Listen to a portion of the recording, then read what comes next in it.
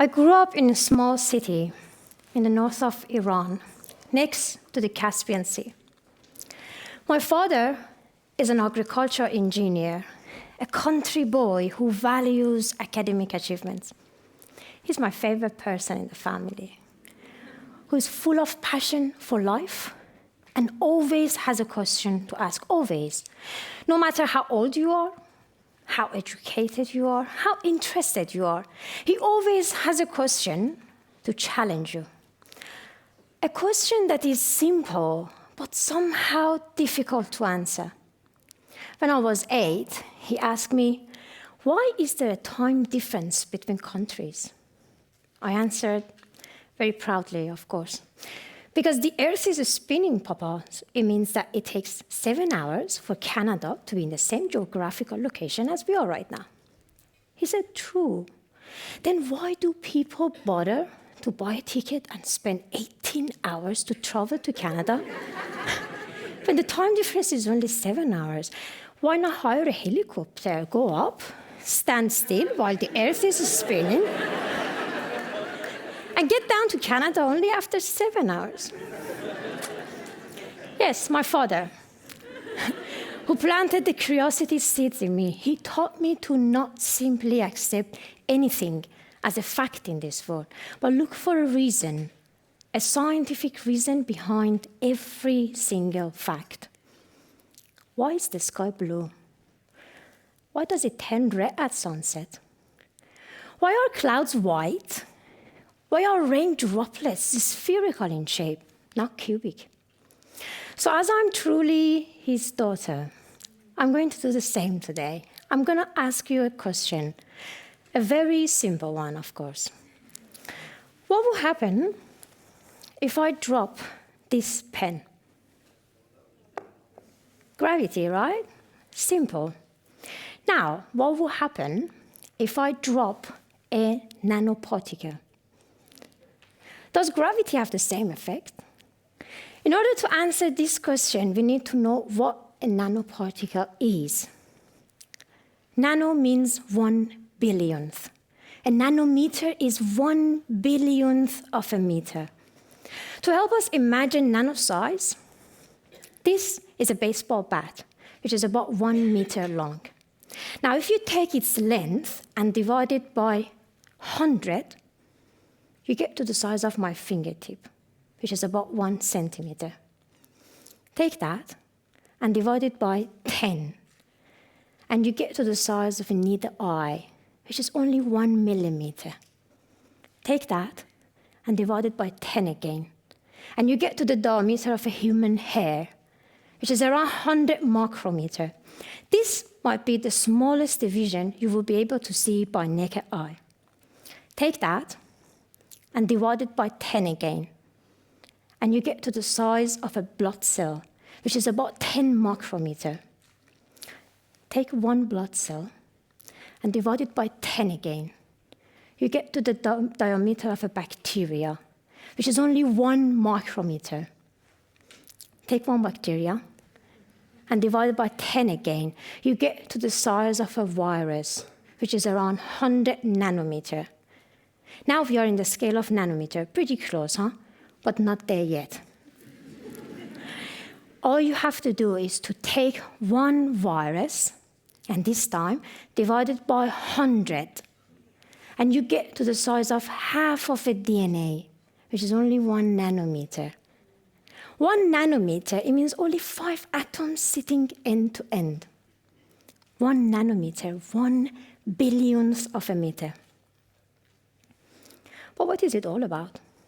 Why we are so obsessed about making things smaller and smaller in size? I understand smaller is lighter, is cheaper, is faster, and is smarter. This is what we consider to be the first computer made in 1940s. Big, complicated, and not very smart. Today, every one of you have your own smartphone. A smaller device, which is millions of times more powerful than the first computer. But nanotechnology is not simply about making things smaller for the sake of it. It's because science has different rules in the nanoscale. In fact, if you make materials, if you take materials and start making them smaller and smaller in size, down to nanometers, the material's physical and chemical properties change dramatically. The best example is the gold ring on your finger, which is golden, yellow in color. But a gold nanoparticle is not necessarily golden. It can be red, purple, blue, or even green.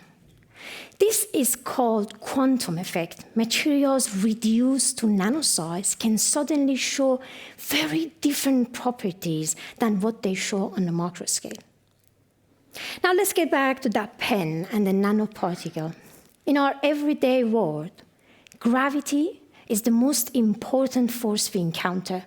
It dominates everything around us. Gravity is necessary for rain droplets to fall, or for water to drain, even for our hair to hang down around our head. But on the nanoscale, gravity is nothing. It's negligible. It's much less important than other forces like electromagnetic forces between atoms and molecules, or the thermal vibration of atoms in a nanostructure. And if I drop this nanoparticle, the dynamics of such a small object would be much more sensitive to the factors like Brownian motion or turbulent diffusion than gravity. In short, the game of science has different rules when you play it in the nanoscale.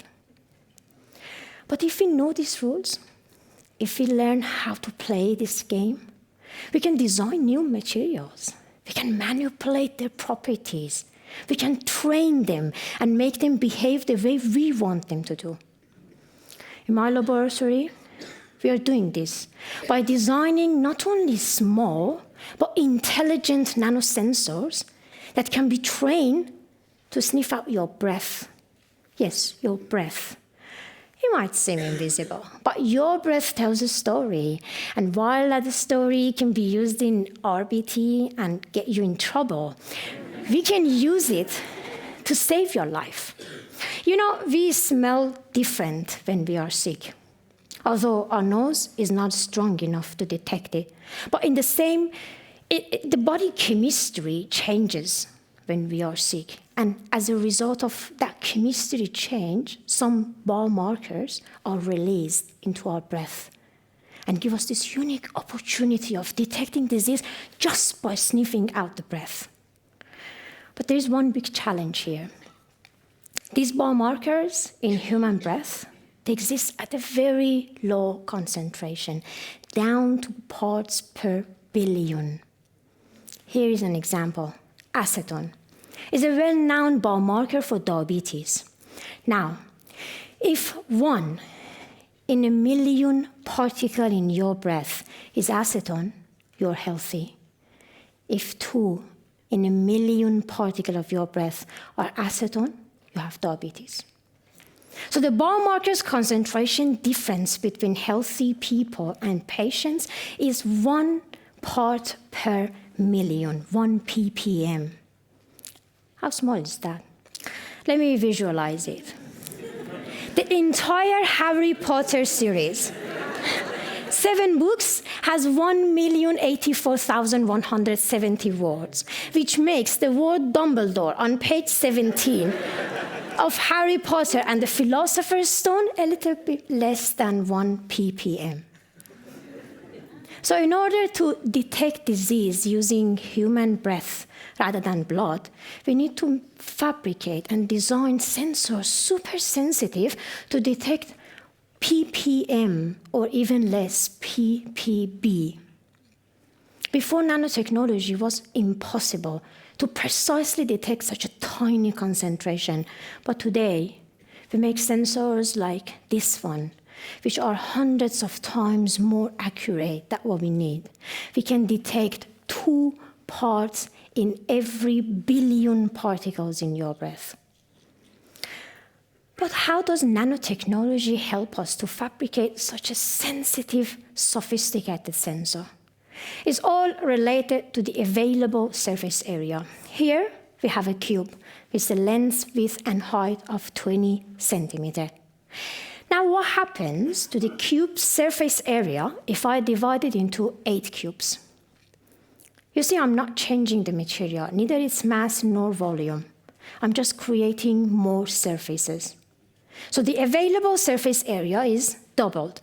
Now imagine if I divide each of these cubes into smaller and smaller cubes until having cubes with 20 nanometer length. If I do that, we're going to have 10 million times larger surface area. Same material, same mass, same volume, but 10 million times larger surface area. In fact, by shrinking the structural elements of my sensor down to nanoscale, I can significantly increase the available surface area to capture that tiny concentration of biomarker in your breath. Nanoscience is not just one science. It's a platform that includes biology, chemistry, physics, electronics, medicine, material science, and engineering. It's shown its potential to positively impact our quality of life.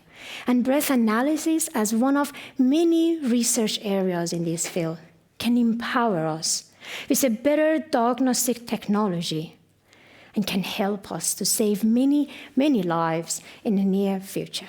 Thank you.